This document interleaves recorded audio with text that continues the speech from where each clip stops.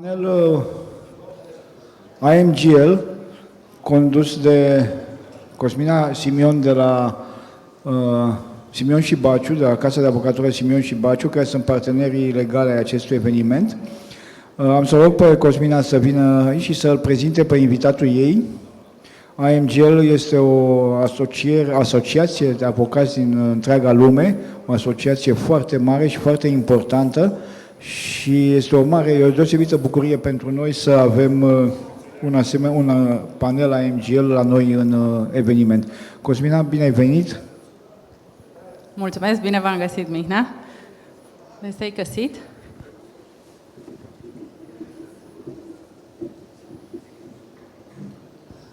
It is nice to see your faces physically, and I'm glad to be representing today IMGL, not just SIMION and BACIU. IMGL, for the ones who do not know IMGL, stands for International Masters of Gaming Law. It's a professional association, American at origin, but European today as well. And it has its wings across Australia and Asia, Africa too. So international, as its name stands for. It gathers together gaming professionals from all around the world, lawyers, as Mihnea said, but also regulators, compliance directors, CEOs of most representative gaming companies. So it's a big, small world. Myself and PIOTR are general members of this organization, so I have the great pleasure to have him stand next to me for this IMGL Masterclass. PIOTR is a partner in his other life besides IMGL with Bird & Bird. Bird & Bird is an international law firm which was founded more than 200 years ago, and it has today more than 1,400 lawyers across the world and 30 offices, about 30 offices. It's a law firm with a focus on helping organizations changed by technology and the digital world in particular. That's your niche, and this is what you are recognized for. And you yourself, you are the head of the IPM TMT practice group in Warsaw. Yes. So thank you for joining us. I know that you landed over the night and went to bed at 4 a.m., so please be kind with him. Today we are going to have a free discussion about the gambling regulatory challenges in Europe in particular in the year of 2022. And also we will touch on what the future looks like, or what do we as lawyers can foresee today. Without our crystal ball, yes. So we'll start with the elephant in the room, the pandemic. We know what went wrong, and with all the closing down of retail halls and then partially reopening and restrictions and then closing them again and reopening, we lived through it. In the online sector, things were a little bit better. There was a fear that the suspension of sporting events would restrict this market as well. And to a certain extent it did, but then the market flourished again, managed to do it. How was it for Poland, especially a jurisdiction where I know that casino is not licensable, so you rely on betting? Yes, so first of all, hello everyone, thank you for having me here. So yes, I mean, as you said, situation in Poland probably wasn't generally so much different to other jurisdictions. We had a hard lockdown for quite a long time, with all brick and mortar venues being closed. Sports events were cancelled, and yes, as you mentioned, in Poland, gambling market is predominantly about sports betting, so of course it made life of all the betting operators extremely difficult. But on the other hand, it very much stimulated development of new technologies, so a lot of new operators, surprisingly, in the last 2 years applied for the new online betting licenses, completely from the scratch, where you would think it wasn't the best moment to enter the market. And those already existing were looking for new attractive products and services that they could offer to make for the sports events which were not taking place. So of course a lot of new products based on betting on virtual events were introduced. Since esports are a very big thing in Poland, probably one of the largest markets for esports in Europe, and the largest European championships taking place in Europe every year. You were telling me at some point that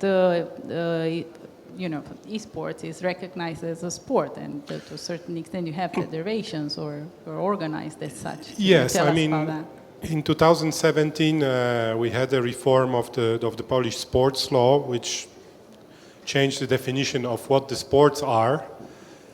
And of course, it doesn't say now that esports are sports, but it introduced a category of sports, of intellectual sports, which are aimed at competition and achieving a sports result. So basically speaking...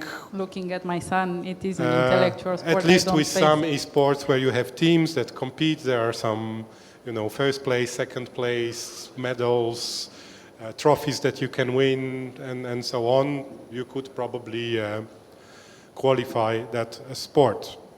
But quite honestly, I mean, looking at this very vivid and very rapidly developing market in Poland for esports, even though in theory since 2017 you have this option of setting yourself up as a formal sports federation, as a sports club, and benefiting from certain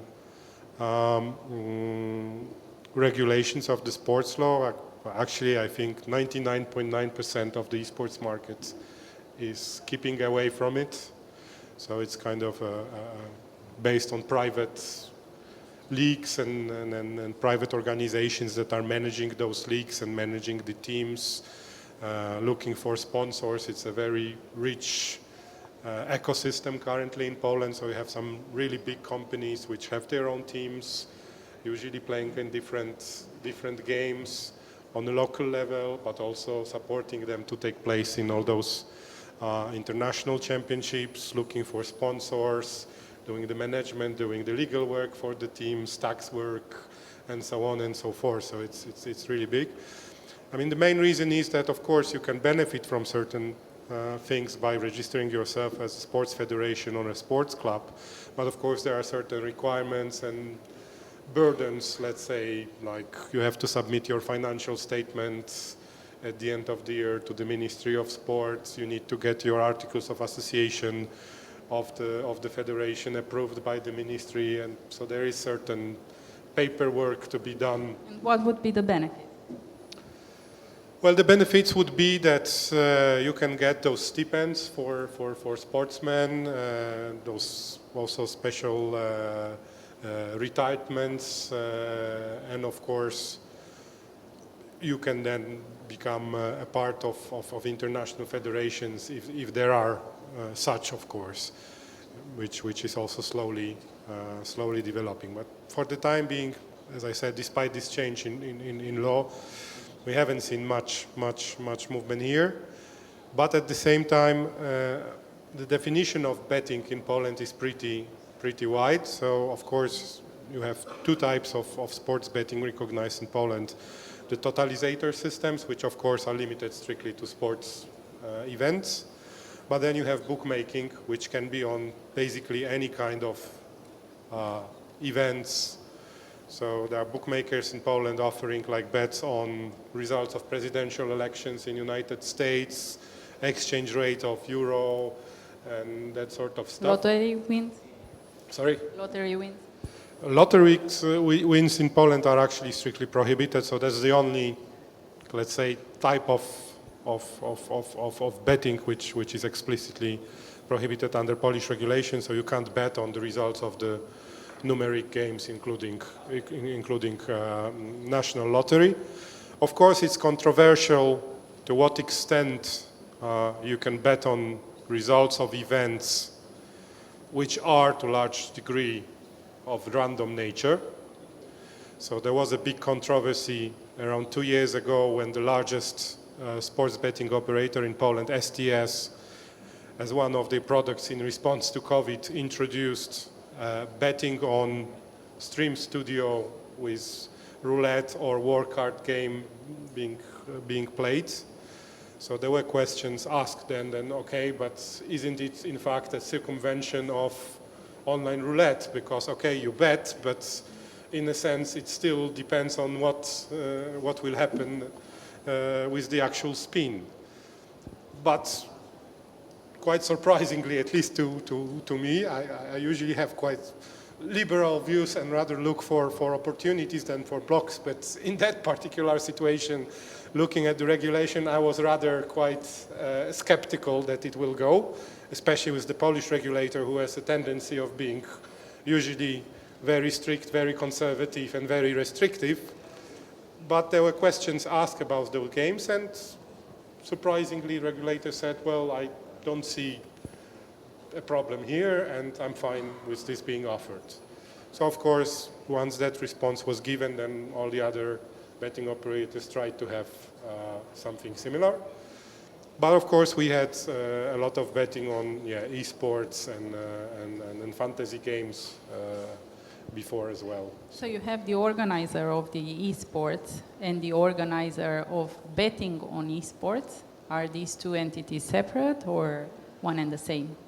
No, in Poland these are separate. At least I'm not aware of any being involved, because obviously that could create potentially, unnecessary friction and so Electronic Arts is organizing extent. FIFA games, and some other betting company is taking the gaming license for offering betting on esports. Exactly. I mean, you can do it if you are holder of an online betting license, then you already have the license. Of course, if you want to offer those esports betting, you probably have to add proper provisions to your terms of service, and of course get this approved by the regulator. But of course, it's just another variation of the betting, online betting in Poland. So it's relatively simple. So yes, so going back to your original question, yes, COVID in Poland was mainly about looking at those various products and services that could be alternative to betting on traditional sports. So either esports or virtual sports, or all those strange other events like elections, money, exchange rates, and so on and so forth, to come up with something. Of course, another reason for popularity of betting on esports and virtual sports is that operators have noticed that with the traditional sports offering, they probably more or less reach the saturation on the market. And if they want to reach a younger target group, like kids playing, of course not kids, because of course betting is allowed 18 years plus, but let's say kids in our view, young adults who are more into computers than horse racing or necessarily watching a football league, then that will open them to the new segment of customers. You mentioned money exchange, so that immediately my mind goes to cryptocurrencies. On Bird and Bird's website, for example, I was reading this morning talking about blockchain. It says that it's heralded as a game changer, and this technology is disrupting a wide range of industries. Would the gambling industry be one of them? I think, at least to the best of my knowledge, at least in our region, because of course blockchain and cryptocurrencies are very much looked at in various sectors, gambling not being different in that sense. More blockchain than cryptocurrencies, I would say, because of course blockchain is a very interesting solution which can secure that the game will not be manipulated, confirmation of everything. So of course you can find a very good application for blockchain in the online gambling industry for instead of coupons or e-coupons to make sure that everything is properly documented. Cryptocurrencies are a bit bigger issue. First of all, because cryptocurrency is a private venture. It's basically unregulated still to a large degree. Then it won't be gambling, would Sorry? it? Then it won't be gambling, would it? Yes, of course, because it's not regulated, it is in a kind of a gray zone, so it opens a lot of potential loopholes into which you can jump into. So probably betting using cryptocurrencies in Poland would not exactly fall under any of the definitions of the gambling gains under the Act, so obviously wouldn't be regulated by gambling. But at the same time, with the traditional gambling products, you can't bet in Poland directly using bitcoins. But on the other hand, we know that there are electronic money institutions out there or payment services providers who can basically swap your bitcoins into normal money at the payment transaction. So in fact you pay them crypto, then they turn it into real cash. So basically what the operator gets is cash. So that would be possible, but directly accepting bets in cryptocurrencies in Poland at least is not yet possible. I guess that's something to be seen in the future, how the regulators will perceive this activity. Yes, we have seen some interest from the operators. I'm pretty sure that all of them are looking into it. How will they do it and how the regulators will view it? I'm looking at that table, of course. It remains to be seen.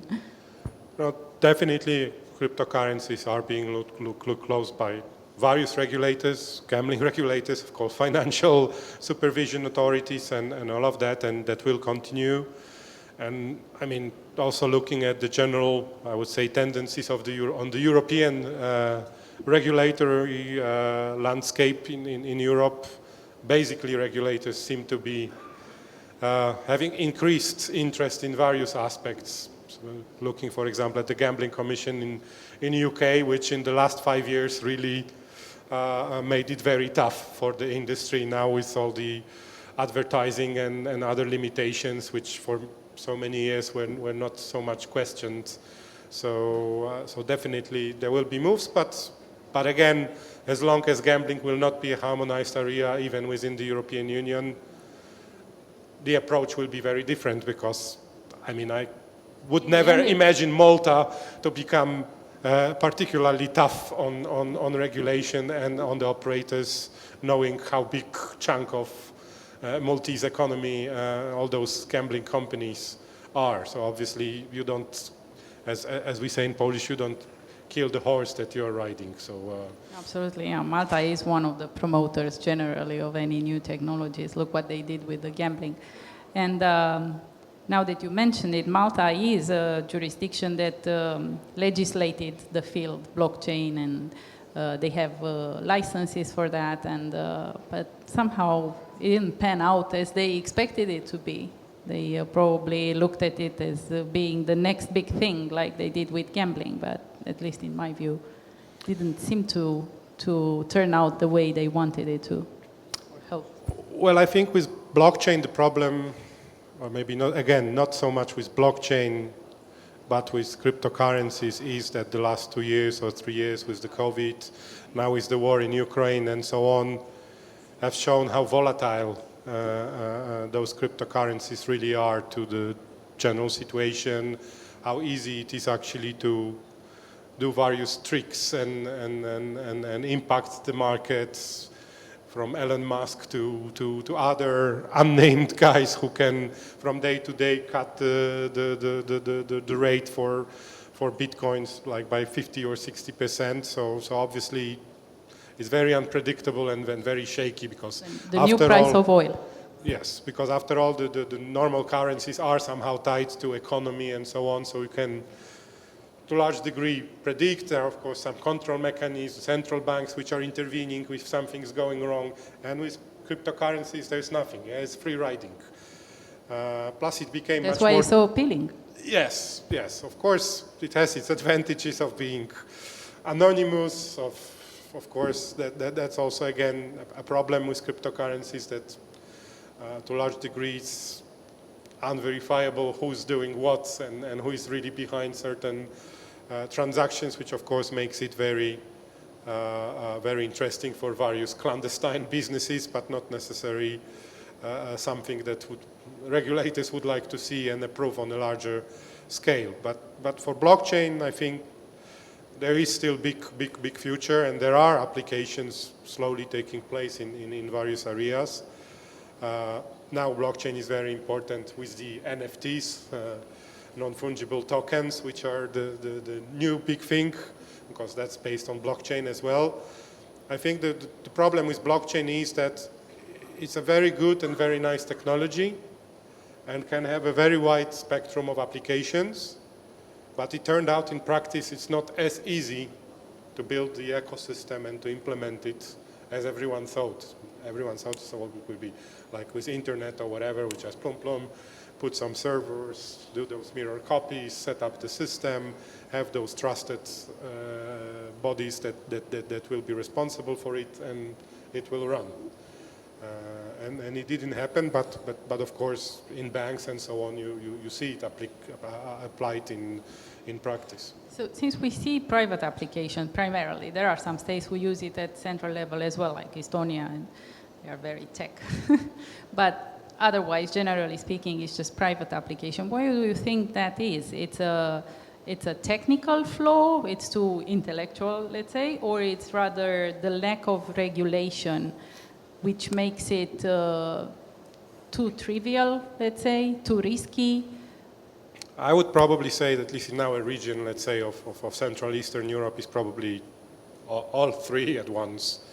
So yeah, to one extent, probably lack of regulation or lack of clarity how to regulate it to make it kind of safe and easy to navigate.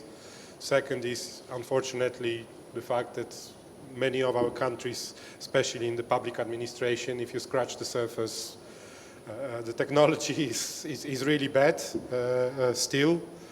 And also the implementation of big IT projects, at least in the problem in Poland, is usually a big problem. And instead of building like one ecosystem, there are usually parallel various applications being built in different areas.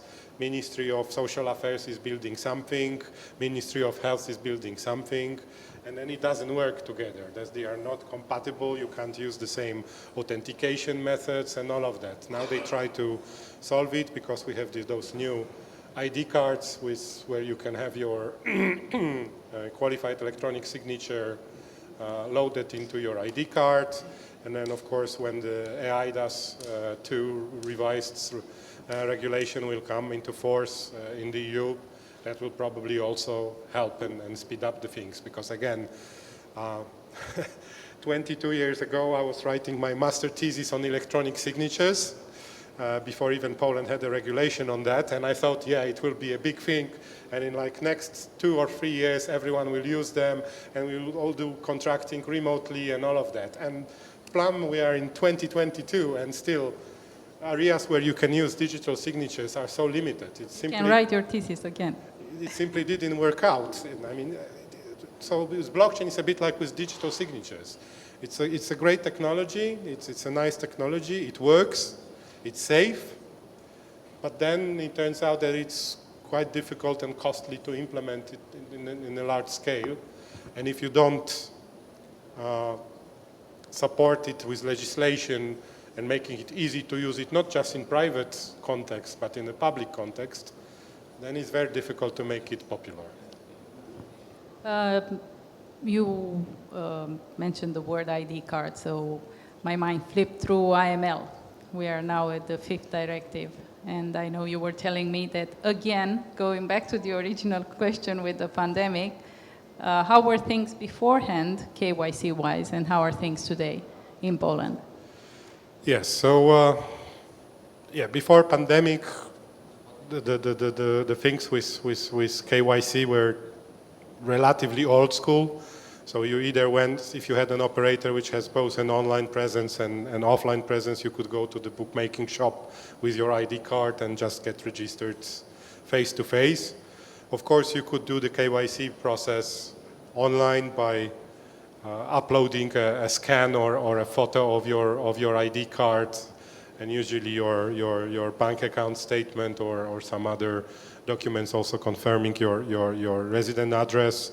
Some betting operators try to do something with like photographing yourself and your ID on your computer camera for quicker validation, but that was quite primitive. But AML5 again opened door to new options by supporting the so-called trust services. So where certain entities which meet certain criteria, even if they are in the private sector, not public sector, can register and certify themselves as providers of those trust services. And in most of the cases in Europe, in Poland, but also in the other countries, these are actually banks, because they usually have quite thorough AML KYC procedures, so they already have quite a lot of data and quite strong verification of their customers. So then, once they are certified and part of the trust service network, so-called national loop point, then you can actually use your credentials that you normally use for logging into your bank account online for authentication to a number of other services. So now you can, for example, use it for logging into online betting services instead of setting up the full account from the scratch. Then you can simply kind of, through the API, basically connect your credentials and probably only supplement some stuff, but basically based on your credentials from online banking. But you can actually use your online banking credentials even with public administration. So you have a different authentication tool offered by the public authentication, but you can choose now between the two. So you can use your bank credentials to, I don't know, log into your online tax office and file your online tax declaration, or seek leave documents with the Social Security or whatever else is there. So good things happened as well. You know, we became creative, new products, launched new products, and we are now more flexible, open to digital KYC methods rather than, you know, being old school, you said. Yes. Yeah.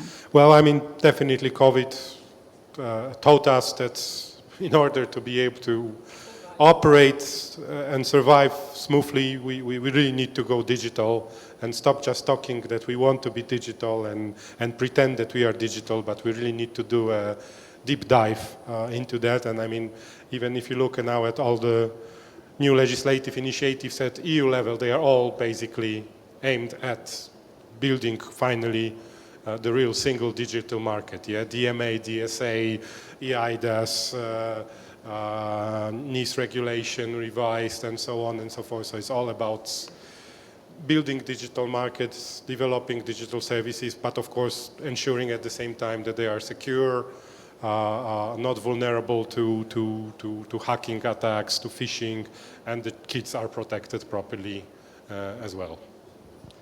Well, talking about social protection, it seems like the regulators worldwide, as you mentioned previously, the UK case, are, you know, as a combination of political gain and, you know, real interest, they are tightening advertising rules. So taking the UK as example, because it's the newest kid on the block in this field, you know, as early as February, they adopted these guidelines where advertising is not permitted by way of endorsement deals with any public figures. So you can't have sportsmen advertising for your brand anymore. How do you feel about that? Does it meet its goal of protection? Is it useless? Well, I always was a supporter of reasonable and smart regulation. Of course, I don't think letting the things go completely free is a good thing to do, but I think it's better to have a reasonable regulation, relatively liberal, but therefore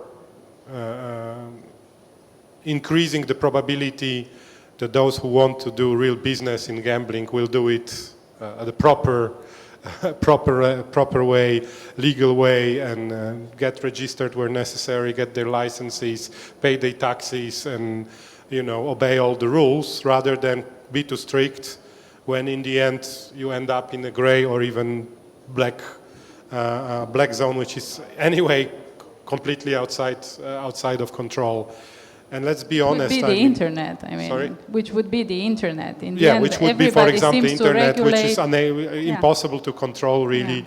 Yeah. And even from we the Polish... regulate outdoor advertising, TV advertising. Exactly. But so even from the Polish perspective, in 2019, in Poland, we introduced this blacklisting mechanism for internet domains. And as of, I think, yesterday or day before yesterday, we had like 22,000 internet domains listed, but it's still extremely easy to circumvent the whole thing, because it's not the operator who is blacklisted, it's not the brand that is blacklisted, it's a specific domain name. So it's enough if you add a number to the domain name, and it's a new domain name.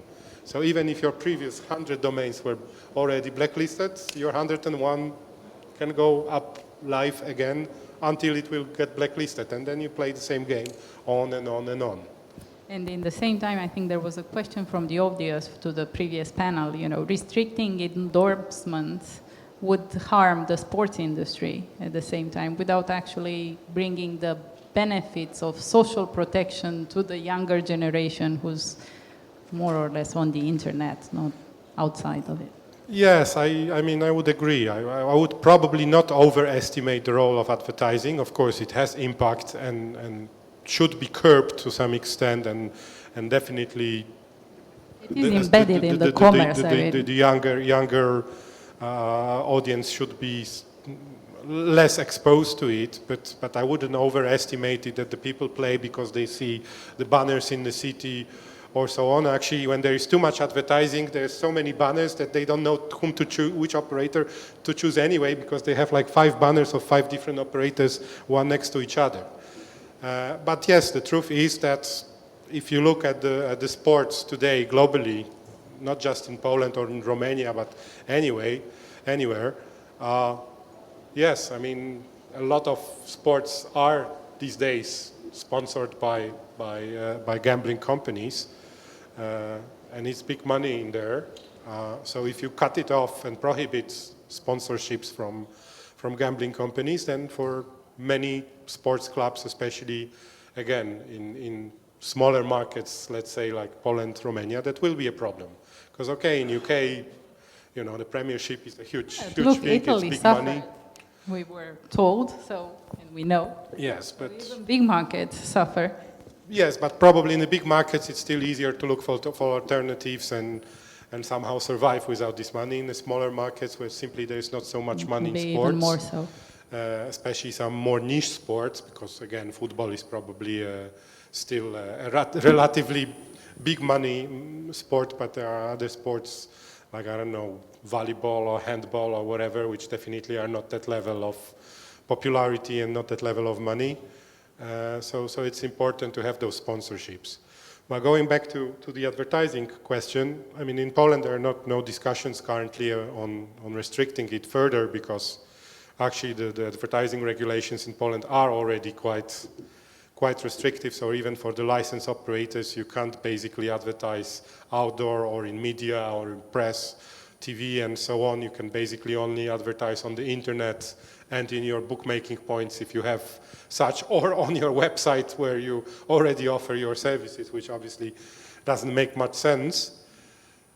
However, we have for licensed sports betting operators liberalized 3 years ago the sponsorship regulations, and some of the operators are playing a little bit game around how to use sponsorship in a way which is more an advertising rather than sponsorship. So of course they are looking for various sportsmen, sometimes already retired, but still fairly well known. And of course they sign a deal with them that they are becoming their sponsor, but then putting the guy on the poster, and because information about sponsorships can be in outdoor or in media, then they're putting those big banners, which of course are not the classical advertising banners, but say, oh, we are proud sponsor of this and this guy, or this and this club. But of course they are always trying to add some extra advertising slogan and so on. And again, the trick played in Poland for that is that based on the regulation, strict wording of the regulation, the sponsorship banner can only contain information about the sponsorship and the name or the trademark of the sponsor. So what you do in Poland is you invent your advertising slogan, you run to the Polish patent office, you file a trademark application, you pay the money for the application, and then you put it on your sponsorship banner. And if regulator comes, you say, well, it's not an advertising slogan, it's my trademark. Then, of course, you don't pay the annuities, so the trademark is never registered because you don't care. You just run a campaign for 3 months, so you don't need it for later. And then with the next campaign, you go and you register another 10 trademarks. So for trademark lawyers, very nice thing, because you have a lot of trademark applications to deal with, but yes, it is not exactly probably what the regulator had in mind. So since the time is drawing near, the conclusion that I draw from this is that over-regulating it would not really help the market. It will just drive the operators to being more creative, and they will find ways. So yes, I don't believe in over-regulation, and I think history has proven many times with the prohibition in the United States and so on that it doesn't really work, it doesn't solve a problem. So I really believe a fair regulation and an open regulator, because the problem which we have in Poland is also that we don't have a proper gambling regulator, like you have in Romania, a separate body which is responsible for overseeing the gambling market. So in Poland it's dealt by the Ministry of Finance, just a small department within it, and on a daily basis it's dealt by the Fiscal and Custom Administration. we remember the times, I think. And basically operators in Poland have no one to talk to, so there's no dialogue in Poland because the representatives of the Polish regulator or the ministry are never coming to any conferences, never issuing any guidelines, any statements. They don't like to meet even with the chambers or associations of the gambling companies and so on. So it's very difficult. I believe a good situation is when you have a mature regulator who is open to discussions, open to brainstorming, sometimes can change their point of view because is open to arguments and not just being very restrictive. And when someone wants to talk to you, you are like dropping the phone and being silent, you know. So cooperation is the key for the development of this market, as always. Yes, and self-regulation. I very much believe in self-regulation. I simply think there are so many areas, not just in gambling, also in the other sectors, where nobody will do it better than the industry itself. And at least then the industry can complain to itself that they screwed up something and it didn't went right.